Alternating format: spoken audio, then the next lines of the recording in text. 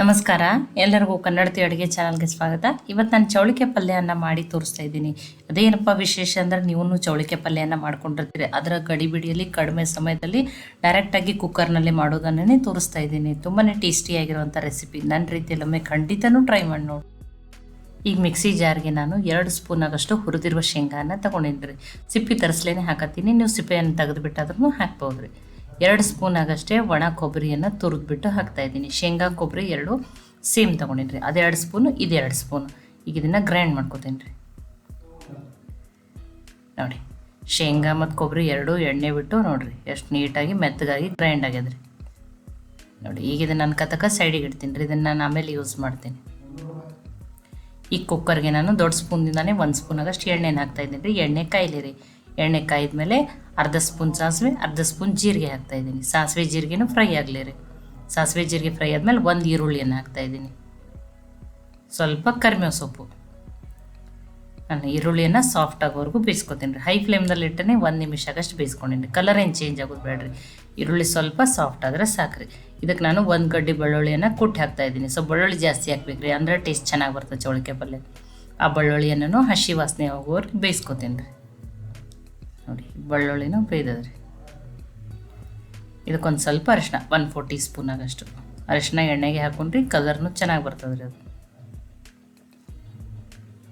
ನೋಡಿ, ಇದಕ್ಕೆ 1 ಟೊಮ್ಯಾಟೋವನ್ನು ಹಾಕ್ತಾಯಿದ್ದೀನಿ ರೀ ನಾನು. ರುಚಿಗೆ ತಕ್ಕಷ್ಟು ಉಪ್ಪು ಹಾಕೋದ್ರಿಂದ ಟೊಮ್ಯಾಟೋನು ಬೇಗನೆ ಸಾಫ್ಟ್ ಆಗ್ತದೆ ರೀ. ನೋಡಿ, ಟೊಮ್ಯಾಟೋನು ಸಾಫ್ಟ್ ಆಗೋವರೆಗೂ ಬೇಯಿಸ್ಕೊತೀನಿ ರೀ ನಾನು.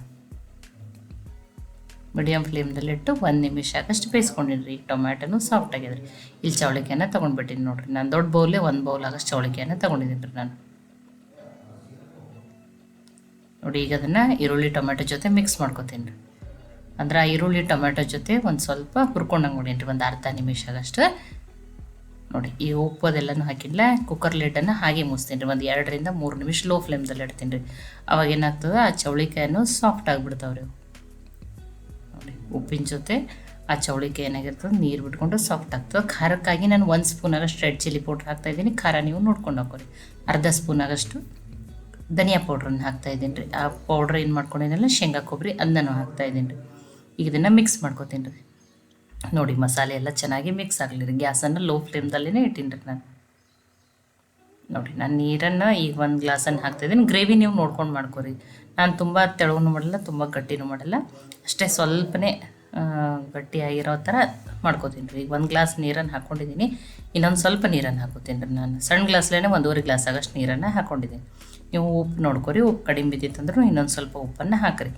ಈಗ ನೋಡಿ, ಕುಕ್ಕರನ್ನು ಮುಚ್ಚಿಬಿಟ್ಟು ಮೀಡಿಯಮ್ ಫ್ಲೇಮ್ದಲ್ಲಿಟ್ಟನೆ ನಾನು 3 ಸೀಟಿಯನ್ನು ತೊಗೋತೀನಿ ರೀ ನಾನು. ನೋಡಿ, 3 ಸೀಟಿಯಾಗಿ ಕುಕ್ಕರ್ನು ಬಂದ. ನೋಡಿರಿ, ಚೌಳಿಕೆಯನ್ನು ಕುದ್ದು ಸಾಫ್ಟ್ ಆಗೈತಿ. ಇದಕ್ಕೊಂದು ಸ್ವಲ್ಪ ಕೊತ್ತಂಬರಿ ಸೊಪ್ಪನ್ನು ಹಾಕ್ತಾಯಿದ್ದೀನಿ. ಒಂದು ಅರ್ಧ ಸ್ಪೂನಾಗಷ್ಟು ಗರಂ ಮಸಾಲ ಹಾಕ್ತಾಯಿದ್ದೀನಿ ರೀ.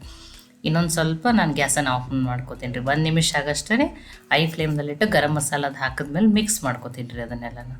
ಇನ್ನೊಂದು ನಿಮಿಷ ಅವಾಗ ಅದು ಬೇಯ್ತದೆ ರೀ. ನೋಡಿ, ತುಂಬಾ ಸಾಫ್ಟಾಗಿ ನಾನು ಚೌಳಿಕೆ ಪಲ್ಯ ಕುದ್ದು, ತುಂಬ ತೆಳುವೂ ಮಾಡಿಲ್ಲ, ನಾನು ತುಂಬ ಗಟ್ಟಿನೂ ಮಾಡಿಲ್ಲ. ಈ ಥರ ಗ್ರೇವಿಯನ್ನು ಮಾಡ್ಕೊಂಡಿದ್ದೀನಿ. ಬಿಸಿ ಬಿಸಿಯಾಗಿ ಟೇಸ್ಟಿಯಾಗಿರುವಂಥ ಚೌಳಿಕೆ ಪಲ್ಯ ರೆಡಿ ಆಗ್ಯದ. ಇದು ರೊಟ್ಟಿ, ಚಪಾತಿ, ಅನ್ನ, ರಾಗಿ ರೊಟ್ಟಿ, ಅಕ್ಕಿ ರೊಟ್ಟಿ, ಸಜ್ಜೆ ರೊಟ್ಟಿ, ಪರಾಠ ಎಲ್ಲದಕ್ಕೂ ಬೆಸ್ಟ್ ಕಾಂಬಿನೇಷನ್ ರೀ. ಹುರಿದು ಮಾಡ್ಕೊಳ್ಳೋದಕ್ಕಿಂತ ಲೇಟ್ ಆಗ್ತೈತಿ. ಈ ರೀತಿ ಕುಕ್ಕರ್ನಲ್ಲೇ ಡೈರೆಕ್ಟಾಗಿನೂ ಮಾಡ್ಕೋಬೋದು. ಈ ರೆಸಿಪಿ ನಿಮ್ಗೆ ಇಷ್ಟ ಆಗಿದ್ರೆ ಲೈಕ್ ಮಾಡಿ, ಶೇರ್ ಮಾಡಿ, ಕಮೆಂಟ್ ಮಾಡಿರಿ. ಖಂಡಿತ ಟ್ರೈ ಮಾಡಿ ನೋಡಿರಿ. ಮತ್ತೆ ಒಳ್ಳೆ ರೆಸಿಪಿ ಜೊತೆ ಸಿಗೋಣ. ಎಲ್ಲರಿಗೂ ಧನ್ಯವಾದಗಳು.